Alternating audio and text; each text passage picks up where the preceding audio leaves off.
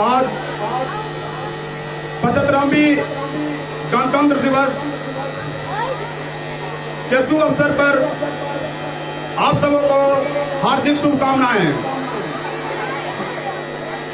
मैं सबसे पहले आभार व्यक्त करना चाहता हूं, आभार प्रकट करना चाहता हूं उन बच्चों को जिन्होंने हमें इस मंच के ऊपर आने के लिए प्रेरित किया। मैं आभार प्रकट करता हूं इस आठवीं पीएस स्कूल को,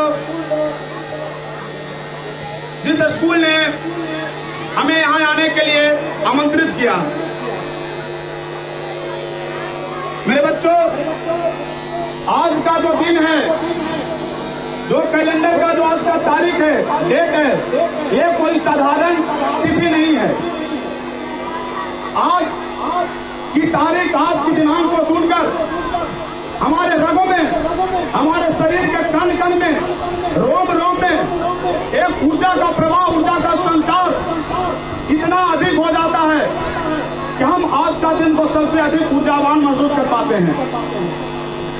और आज के दिन को, इस ऐतिहासिक दिन को समझने की बहुत ज्यादा जरूरत है।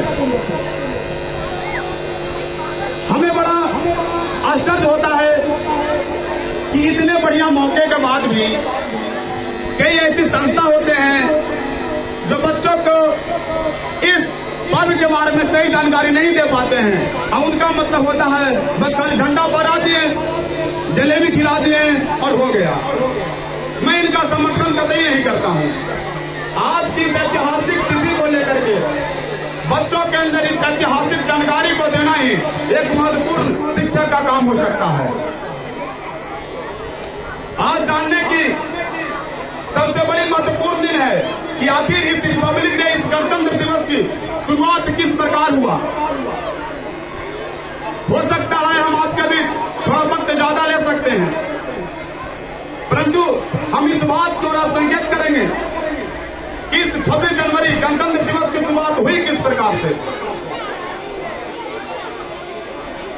सबसे पहला जो समझने की बात है कि रिपब्लिक का मतलब क्या होता है।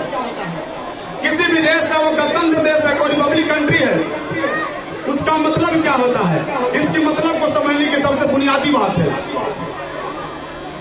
मेरे दोस्त, रिपब्लिक का मतलब है कोई देश अगर रिपब्लिक कंट्री है तो वहां पर जो सर्वोच्च पद होगा, जो सबसे उच्च पद होगा, उस पद पर आसीन व्यक्ति के लिए चुनाव की प्रक्रिया होगी और उस पद पर कोई ऐसा व्यक्ति नहीं जा सकता है जो वंशानुगत हो, जो खानदानी के साथ हो, कि अगर उसका दादा थे तो वो भी होंगे। इस पद पर जाने के लिए एक संवैधानिक चुनाव होने की काम होती है। एक गणतांत्रिक देश का प्रमाण है और पहचान है।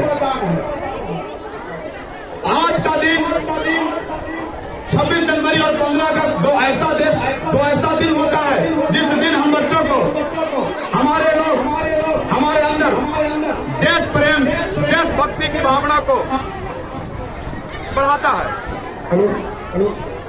वो आज का दिन होता है।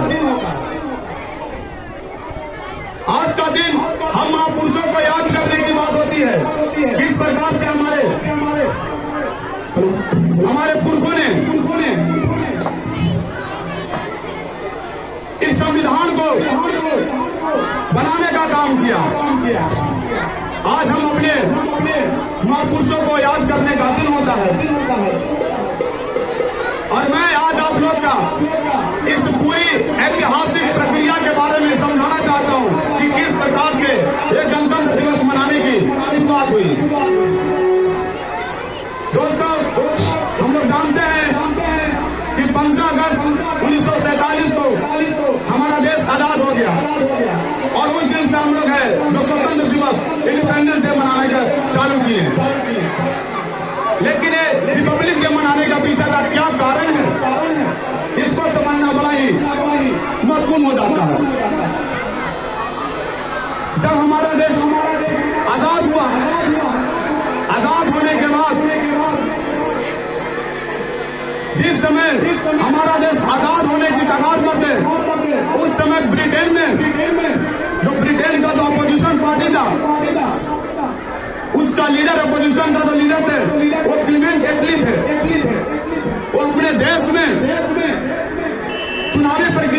चुनावी एजेंडा बनाया और उन्होंने बताया कि अगर जो ब्रिटेन में हमारी सरकार बनती है तो हम भारत को मुक्त कर देंगे, आजाद कर देंगे।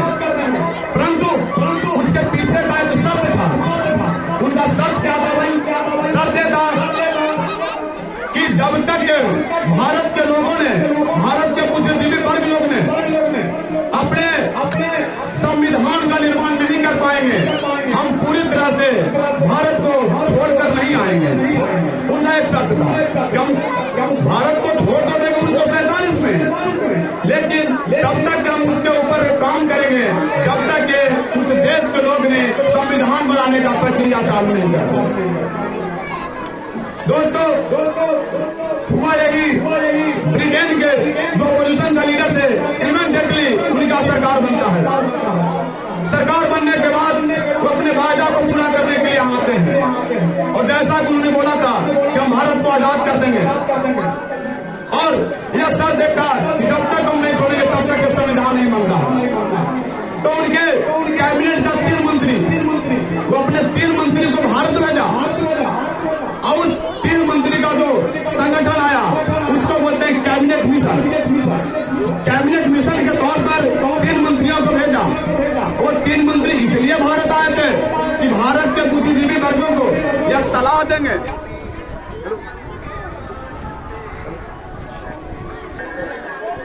तो जिस प्रकार से जब इंग्लैंड में क्लीमेंट एटली का सरकार बनता है और उन्होंने अपने कैबिनेट के 3 मिनिस्टर को भारत भेजे और भारत भेजकर उन्हें यह सलाह दिया था कि इस कैबिनेट मिशन के तहत ही भारतीय लोग हैं जो अपना संविधान का निर्माण करेंगे। उस कैबिनेट मिशन में 3 लोग थे, 3 मंत्री थे। वो 3 मंत्री थे, क्रिप्स थे, अलेक्जेंडर थे और लॉरेंस थे। 3 लोग थे कैबिनेट मिशन में, 3 मंत्री थे और तीनों मिलकर के भारत आए जो कैबिनेट मिशन कहलाया। उस कैबिनेट मिशन के द्वारा ही उसी के सलाह पर भारतीयों का एक संविधान बनने का काम चालू होता है। उस कैबिनेट मिशन का जो लीडर थे, जो नेता थे, वो लॉरेंस थे। मेरे दोस्त, जब संविधान बनाने के लिए, संविधान प्रक्रिया चालू करने के लिए बात हुआ तो एक चुनाव का आयोजन किया गया। वो चुनाव क्यों आयोजन किया गया? चुनाव आयोजन इसलिए किया गया कि संविधान को निर्माण करने के लिए कितने मेंबर, कितने सदस्य होंगे और उन सदस्यों को चुना गया। बस 1946 की बात बोल रहे हैं। उस समय संविधान बनाने के लिए टोटल 389 मेंबर को चुना गया। ये 389 सदस्य थे जो मिलकर के संविधान को बनाते। संविधान बनाने के लिए संविधान सभा का पहली बैठक हुआ 9 दिसंबर 1946 को होता है और इस 9 दिसंबर 1946 में यह निर्णय लिया जाता है कि किस प्रकार से संविधान को बनने का प्रक्रिया होगा। उसी 9 दिसंबर 1946 को एक अस्थायी टेम्पोररी चेयरमैन चुने जाते हैं जिनका नाम रहता है डॉक्टर सच्चिदानंद सिन्हा। और वो डॉक्टर सच्चिदानंद सिन्हा जो कि बिहार से ही ताल्लुक रखते थे। 9 दिसंबर 1946 को पहला बैठक हुई। इस बैठक में अस्थायी सदस्यों को चुना गया। 2 दिन बाद 11 दिसंबर 1946 को उसी संविधान सभा का पुनः मीटिंग होता है और उस बैठक में जो परमानेंट चेयरमैन चुने गए और वो डॉक्टर राजेंद्र प्रसाद चुने गए, वो भी बिहार के हैं। अब संविधान बनाने का प्रक्रिया चालू होती है। अस्थायी अध्यक्ष के रूप में डॉक्टर राजेंद्र प्रसाद चुने गए। उन्होंने संविधान बनाने के लिए काम आगे बढ़ाए। जब शुरुआती दौर था उस समय हमारे संविधान बनाने का जो मेंबर थे 389 सदस्य थे। मेरे दोस्त, 1946 में बनता है। जैसे ही 1947 आती है, भारत और पाकिस्तान दो हिस्सों में बढ़ जाता है। जो 2 सदस्य 389 था वो घट करके 299 आ जाता है। कुछ सदस्य तो पाकिस्तान को चल जाते हैं। उसमें सबसे बड़ा आप लोग नाम सुनोगे लियाकत अली का। वो लियाकत अली भी पाकिस्तान की ओर चल जाते हैं। अब 47 में हमारे यहाँ महज 2 जब संविधान काफी दिन लगा, 2 वर्ष 11 महीना 18 दिन लगा, इतने लंबे समय के बाद हमारे बुद्धिजीवी वर्गों ने एक विश्व पटल पर लिखित संविधान में सबसे प्रिय संविधान बनाने का काम किया, दुनिया को सबसे प्रिय संविधान दिया। तो उसको जो कुल समय लगा 2 वर्ष 11 महीना 18 दिन लगा। ये जो संविधान बनकर के तैयार हुआ मेरे दोस्त, 26 नवंबर 1949 को मेरा प्रॉपर संविधान तैयार हो गया था और 26 नवंबर 1949 को संविधान बना। इसलिए 26 नवंबर को हम लोग संविधान दिवस के रूप में मनाते हैं। यह 26 नवंबर का तिथि है। अब पता चलता है जब संविधान बन रहा था उसमें कई सारी समितियां का निर्माण हुई थी। कोई भी काम होता है तो उसे एक आदमी से नहीं हो पाता, उसके लिए तमाम कमेटी बनता है। उस जो संविधान बनने का समिति आता जिसमें कुल टोटल 13 समिति का निर्माण हुआ था और उस 13 समिति में जो सबसे मेन कमेटी था जिसका नाम था ड्राफ्टिंग कमेटी, प्रारूप समिति। और उस ड्राफ्टिंग कमेटी का जो लीडर थे, जो नेतृत्व थे, वे थे डॉक्टर भीमराव अम्बेडकर। और इसीलिए बाबा साहब डॉक्टर भीमराव अम्बेडकर को संविधान का पिता कहा जाता है, क्योंकि वे सबसे महत्वपूर्ण समिति थी ड्राफ्टिंग कमेटी, उनका चेयरमैन थे।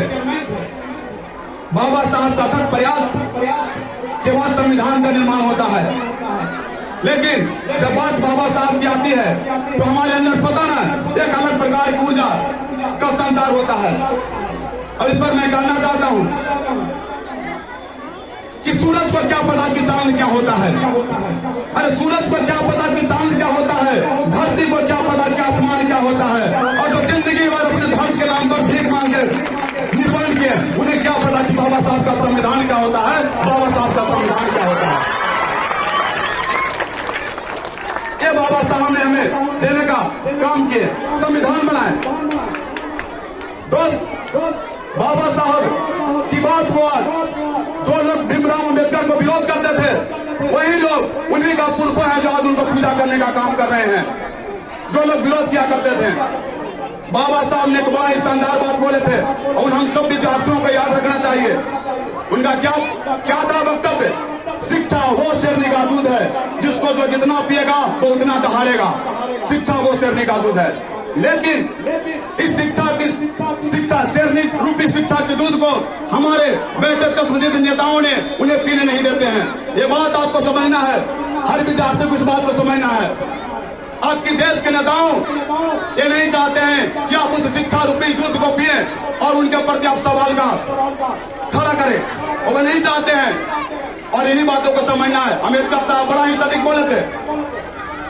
हम आज अपनी जो मूलभूत चीजें उनसे दूर हट करके और बातें करने लगे हैं। अम्बेडकर साहब ने एक और बात बोले थे कि आपके पैरों में जूता हो या ना हो, आपके हाथों में किताब जरूर होना चाहिए, किताब और कलम जरूर होना चाहिए।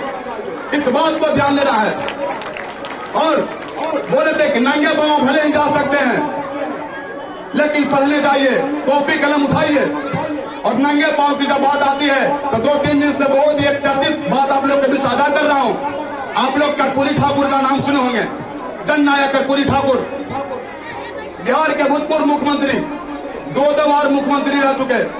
1970 से 71 और 77 से 79 तक रहे। इस कर्पूरी ठाकुर को आज 24 जनवरी को 2024 को प्रधानमंत्री द्वारा भारत रत्न दिया गया है। वो अम्बेडकर साहब का साक्षात प्रमाण है, जिन्होंने बोले थे कि आप खाली पैर रहिए लेकिन स्कूल जरूर आइए। कर्पूरी ठाकुर समस्तीपुर बिहार गए थे, जन्म हुआ था। उनके घर से 6 किलोमीटर तक स्कूल दूर था और वो स्कूल नंगे पहुंच जाते थे। 6 किलोमीटर तक गए स्कूल नंगे पांव, वो कहीं परवाह नहीं किए। वो कर्पूरी ठाकुर जो एक नए परिवार के ठाकुर परिवार को जन्म लिए थे। जब कर्पूरी ठाकुर मैट्रिक की परीक्षा पास करते हैं, उस समय जिस समय गांव में पढ़ाई लिखाई का कोई महत्व नहीं था, लोग पढ़ना नहीं चाहता था। जिस समय कर्पूरी ठाकुर ने मैट्रिक की परीक्षा पास की, वो परीक्षा पास करने के बाद अपने गांव के एक सामंत के पास गए, अपने पिता से इच्छा जाहिर किए कि पिताजी हम आगे पढ़ना चाहते हैं। अपने तो पिताजी उन्होंने गांव का जो बड़ा जमींदार थे उनके पास ले गए कर्पूरी ठाकुर को, और कर्पूरी ठाकुर बड़े गर्व से बोलते हैं, साहब हम मैट्रिक पास हो गए और हम आगे पढ़ना चाहते हैं। ये बात सामंत के सामने बोलते हैं कर्पूरी ठाकुर, और सामंत का जवाब क्या होता है? सामंत खटिया पर लेकर आता है। सामंत बोलता है ओह मैट्रिक पास हो गया, आओ तो थोड़ा पैर दबा दो।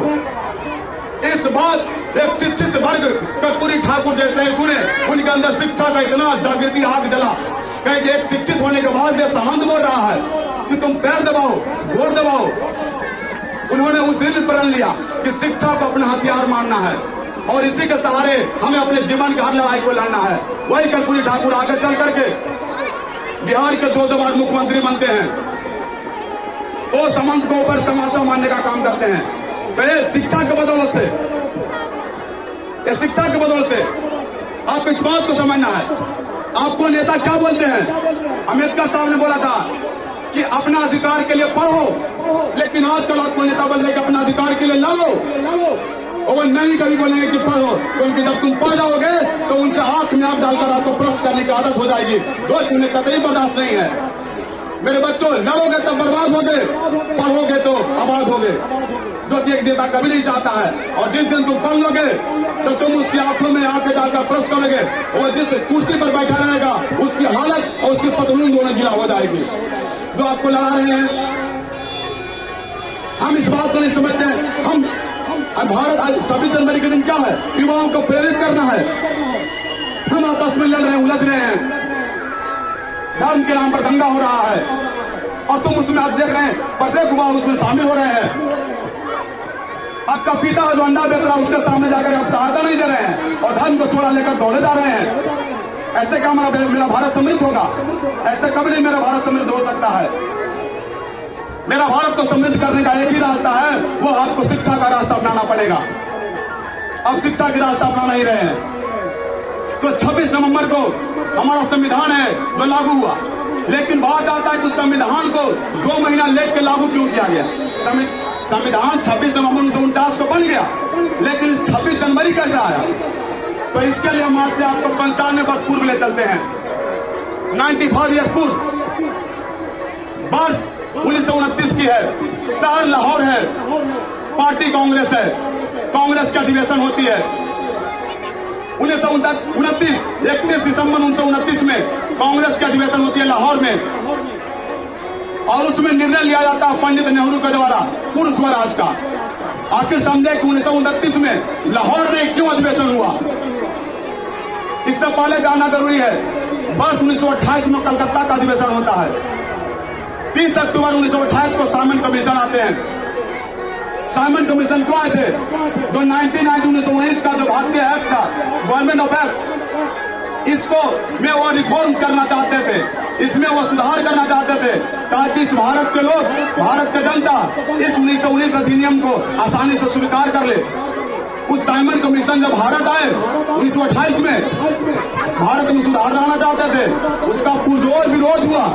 विरोध इस बात पर हुआ कि तुम भारत में सुधार करना चाहते हो, और इस साइमन कमीशन में एक भी नेता है जो भारत का नहीं है। इसके लेकर के लाला लाजपत राय द्वारा पुरजोर विरोध हुआ, और उस विरोध में ही लाला लाजपत राय को लाठी से मार करके हत्या कर दिया गया। वो शहर कहाँ? लाहौर। लाहौर में हत्या कर दिया लाला लाजपत राय को। हमें बात यह समझाना चाह रहे हैं कि आखिर 1929 का जो अधिवेशन हुआ वो लाहौर में क्यों हुआ? आगे जब अप्रैल 1929 आया तो भगत सिंह और बटुकेश्वर दत्त ये दोनों मिलकर बम है जो असेंबली में फोड़ते हैं, और बम फोड़ने के कारण इन दोनों को अरेस्ट करके फिर से लाहौर जेल में बंद कर दिया जाता है। यह घटना हो गई है, इसमें लाहौर में लाला लाजपत राय को मारा गया है, और दूसरा भगत सिंह और बटुकेश्वर दत्त दोनों को ले जाकर लाहौर में बंद किया गया है। यहाँ पे मजेदार वाली बात है, जब ये दोनों मिलकर के लाहौर जेल में जाते हैं, उस जेल में पहले से एक बंद रहता है, वो बंगाल का एक लड़का 24 वर्ष का लड़का रहता है, जिसका नाम रहता है यतीन्द्रनाथ दत्त, बंगाल का लड़का है, ये उस जेल में भी बंद है। जब तीनों को भारतीयों को बंद किया गया उस लाहौर जेल में ही, इन लोगों के ऊपर काफी यातनाओं किया गया। इन लोगों ने उस यातना के खिलाफ संघर्ष जारी किया, और लोगों ने यह निर्णय लिया कि आमरण अनशन करना है। आमरण अनशन, क्योंकि भारतीयों को काफी उसमें ठेस पहुंचाया जा रहा था। उनके प्रति सही से सलूक नहीं हो रहा था। इन लोगों ने निर्णय लिया कि हमें आमरण अनशन करना है। और वही बंगाल के अत्यंत दास ने 63 दिन का उपवास किया, अनशन किया और 63 दिन के बाद उनका मृत्यु हो जाता है। पूरा भारत है जो चारों ओर गमगीन हो जाता है। उस बंगाल के लड़का का मौत हो गया।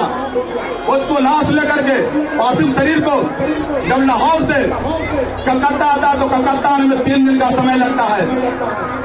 कलकत्ता स्टेशन पर सुभाष चंद्र बोस ने उनकी शव को लेते हैं। उसके बाद लोगों में इतना ज्यादा ब्रिटिश सरकार के खिलाफ जो पहले से डोमिनियन स्टेटस की मांग करते आ रहे थे, अब लोगों ने डोमिनियन स्टेटस को मांगना बंद कर दिया। इस डोमिनियन स्टेटस क्या है भाई? ये डोमिनियन स्टेटस का मतलब होता है पहले जितना पॉलिटिकल पार्टी थी वो ये मांग करती थी कि हमें डोमिनियन स्टेटस दो। डोमिनियन स्टेटस का क्या मतलब होता है कि हम तुम्हारे अधीन हैं, लेकिन हम अपने जो इंटरनल मामला रहेगा, जो आंतरिक मामला रहेगा, उसको पर हम खुद डिसीजन ले सकेंगे। जितना भी अगर जो बाहर जो इंटरनेशनल रिलेशन रहेगा उस पर हम तुम्हारा ही बात मानेंगे, लेकिन जितना भी अंदर की बात होगा उस पर हम बात मानेंगे। अब इस दिन पंडित नेहरू को आग धड़कता है और वो कहते हैं कि हम अब कोई डोमिनियन स्टेटस का मांग नहीं करेंगे, हम प्योर पूरा है जो पूर्ण स्वराज की मांग करेंगे। और वही लाहौर रावी नदी के तट पर 12 बजे रात्रि को लोगों ने निर्णय लिया कि आगामी आने वाले साल मतलब 1930 में जो आखिरी संडे होगा उस दिन हम लोग रावी नदी पर तिरंगा लहराने का काम करेंगे। अब हम लोग डोमिनियन स्टेटस नहीं, पूर्ण स्वराज की मांग करते हैं। और वो नेहरू जी ने, पंडित नेहरू ने उस दिन 26 जनवरी को 1930 को स्वाधीनता दिवस मनाने का काम किया। पहली बार देश में 26 जनवरी 1930 को स्वाधीनता दिवस मनाया जाने लगा और ये सिलसिला लगातार जारी रहा। अब आया वर्ष 1949। इस 49 में स्वाधीनता दिवस का मतलब क्या हुआ कि हम लोग किसी का अधीन नहीं है, लेकिन जब संविधान का निर्माण हो गया अब हम लोग जो हो गए संविधान का अधीन हो गए। तो बात यहाँ पे दो फंस गया 1949 में कि एक तो हम लोग पहले से मनाते आ रहे स्वाधीनता दिवस क्योंकि हम लोग किसी का अधीन नहीं थे, लेकिन जब संविधान बन गया तो अगर हम लोग एक तो संविधान के अधीन हो गए तो ऐसा एक साल में कैसे हो सकता दोनों तिथि। तब हमारे बुद्धिजीवियों ने यह निर्णय लिया कि 26 नवंबर 1949 को संविधान बन गया है, इसलिए 26 नवंबर को हम लोग संविधान दिवस मनाते हैं और 2 महीना रुक जाते हैं, 2 महीना लेट होता है और अगला 26 जनवरी 1950 को हमारा संविधान को लागू कर दिया जाता है, जो कि पहले से हम लोग 26 जनवरी मनाते आ रहे थे और 1950 से हम लोग है जो 26 जनवरी रिपब्लिक डे मनाने का काम जारी किया और उस समय से आज तक है तो गणतंत्र दिवस मनाने का काम जारी है। तो ये हमारा प्रोसेस था, ये प्रक्रिया था जिसके सहारे हम लोग हैं जो आज तक मनाते आ रहे हैं, गणतंत्र दिवस मनाते आ रहे हैं। संविधान का हर एक लाइन, हर एक जो अक्षर है वो हमारे पुरखों का बलिदानी का संकेत करता है।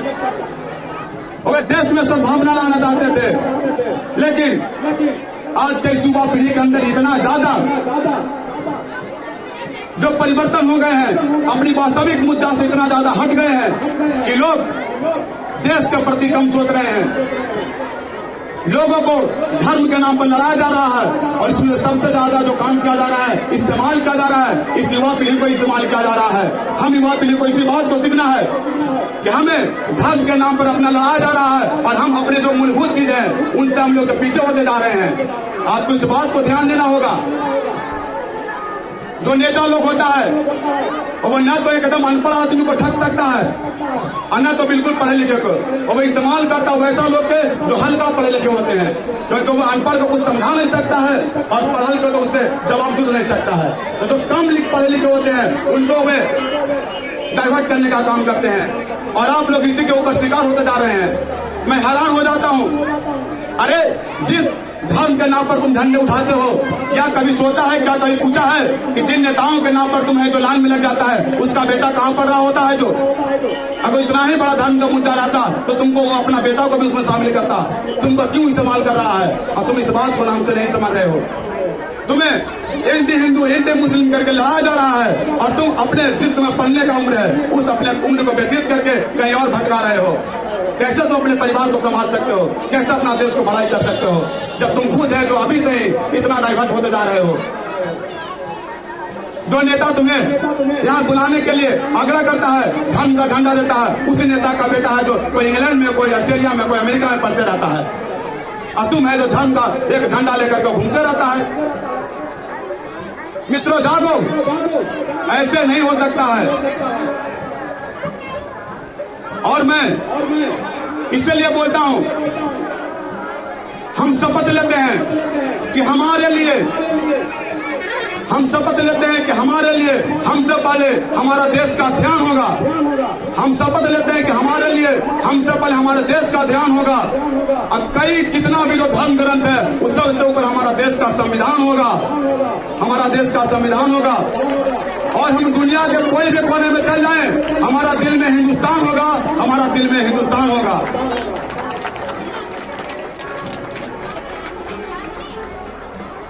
इन्हीं सारी बातों को बोलकर मैं अपना वाणी को विराम देना चाहता हूं। एक बार आप लोग जयकारा लगा दीजिए, बोले भारत माता की, भारत माता की।